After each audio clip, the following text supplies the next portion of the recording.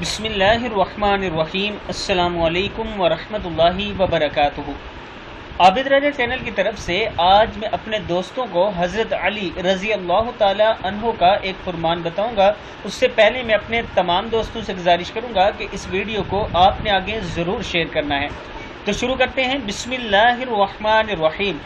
حضرت ابو اسحاق رحمہ اللہ کہتے ہیں، ایک آدمی نے حضرت علی بن ابی طالب رضی اللہ تعالی عنہ سے کہا، نعوذ باللہ من ذالک، حضرت عثمان غنی رضی اللہ تعالی عنہ آگ میں ہیں۔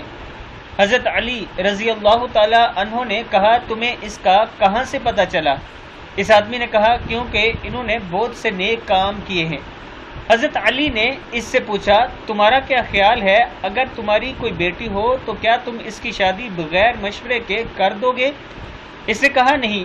حضرت علی رضی اللہ تعالی عنہ نے فرمایا، حضور اکرم صلی اللہ علیہ وآلہ وسلم کی اپنی 2 بیٹیوں کی شادی کے بارے میں جو رائے تھی، کیا اس سے بہتر کوئی رائے ہو سکتی ہے؟ ذرا مجھے یہ بتاؤ کہ حضور اکرم صلی اللہ علیہ وآلہ وسلم جب کسی کام کا ارادہ فرماتے تھے، اس کے بارے میں اللہ تعالیٰ سے استخارہ کرتے تھے یا نہیں؟ اس نے کہا، کیوں نہیں؟ حضور اکرم صلی اللہ علیہ وآلہ وسلم استخارہ کرتے تھے۔ حضرت علی رضی اللہ تعالی عنہ نے فرمایا، حضور اکرم صلی اللہ علیہ وآلہ وسلم کے استخارے کرنے پر اللہ تعالیٰ حضور اکرم صلی اللہ علیہ وآلہ وسلم کے لیے خیر اور بہتر صورت کا انتخاب کرتے تھے یا نہیں؟ اس نے کہا، کرتے تھے۔